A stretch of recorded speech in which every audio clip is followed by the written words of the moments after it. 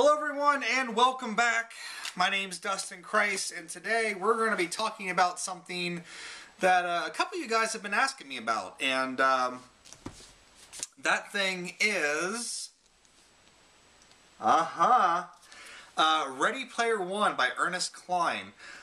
This book has been making a lot of buzz on the internet here lately with a lot of video game people, and for good reason. This book is, one, fantastic, and two, if you're like me and you were a child of the 80s and 90s, this is just unbelievably great.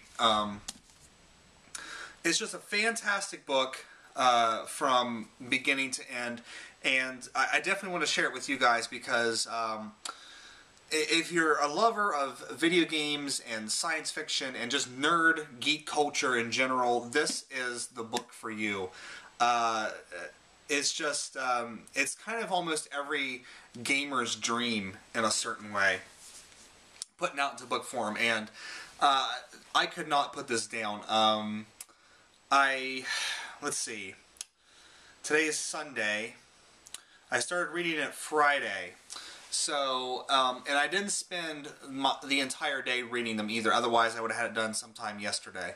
But I tried to take some time off of it and try to stagger it a little bit with playing Tales of the Abyss, and I just couldn't do it. I had to get back into this book. I had to see how it ended, and I'm so glad I did because it's just a fantastic read from beginning to end. Really a quick read, too. And it's only like 370-some pages, so you'll get this and you'll just burn right through it. So don't worry about it taking up too much of your time or anything, but definitely check this book out. The storyline, I don't want to go too much into it because it really is a fantastic story. But basically what it is you have sort of a Steve Jobs like character in John Halliday. And he has created this whole virtual reality world called the Oasis, and this world is every MMO player's wet dream. I mean, it's just it's so fantastic, and if it was real, none of us would ever leave our basements. But you know, he's getting older, and the world outside is getting you know, the world outside of the Oasis is really a terrible place. It's basically World War III for energy resources, kind of where we're going anyway. But people find solace in this artificial world of the Oasis.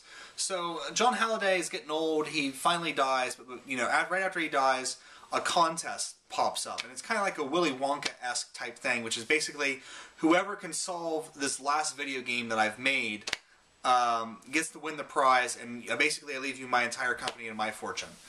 So, you know, the whole book is about this one in particular person trying to figure out all this stuff, and his sort of rags to riches tale as he moves through this game. And it's just, I gotta stop there because if I go any further, I'm really going to be starting to dive into some things that I really should probably keep quiet about because I want you guys to experience this firsthand like I did. I looked up no spoilers. I didn't want to know anything about this book. I watched Johnny Millennium's The Happy Console Gamer. He did a big thing, well, not a big thing, he did a little video on this where he and Rob Man talked about the book and how much they loved it. But man, it's just, it's so good, and it's so awesome just to go through this, and it's just packed to the gills with so many video game and movie references, and it made me feel really nostalgic for my childhood. Just all the things that they were talking about, and you know, there were certain things that they would talk about, like Japanese, you know, giant robot shows that I hadn't watched in years, and you know, I thought, oh my god, I haven't seen that in a long time, and I started, you know, looking up things in here because it's just, it reminds me of so much stuff that I watched as a kid that I forgot about, you know. Another really cool thing for me in the book is that, like, most of the action in the second act takes place in Columbus, Ohio, and really it doesn't, you don't have to be familiar with Columbus to know what the guy's talking about. But it is kind of cool. You know, I only live like 20 minutes away from Columbus. So it's kind of cool when they talk about the characters turning down High Street, because I know where High Street's at and all that stuff. It was just kind of it was a cool local thing. The author is from Texas, but I'm going to have to look and see if he was originally from Ohio, because I just don't understand why he would set most of the storyline in Ohio if he wasn't from Ohio. So, but definitely check this book out. I'm not going to say it's not life-changing. It's not like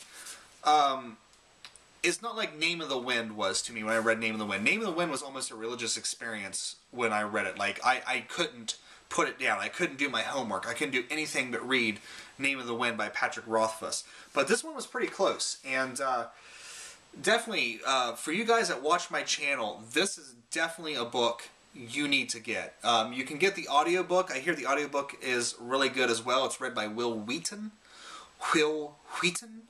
Of Star Trek fame. And, but, wow. Definitely a fantastic read. So, just a quick video here. You know, I can't talk about graphics, can't talk about music like I do in my other games, or my other discussion videos, but I definitely wanted to tell you guys that Ready Player One, fantastic book, well worth the price of getting. I think the paperback's coming out soon, so if you guys don't want to spend for the hardcover edition, you know, you can definitely get the paperback edition. But just so much stuff packed in here. I couldn't believe it. Like, they talk about Star Trek, Star Wars, Firefly, you know, all kinds of obscure 80s computer games, you know. Just so much stuff packed in here. It's almost like an encyclopedia of nerd culture. So if you have, you know, if you're doing video game channels, you're watching this channel, this is definitely up your alley. So definitely check out Ready Player One, guys. That's all I'm going to talk about the book, because if I talk anymore, I'm just going to start jumping into things that you guys don't want me to jump into, because you don't want me to spoil this for you. Fantastic book. Definitely check it out. So thanks for watching, guys. I'll see you next time. Take care.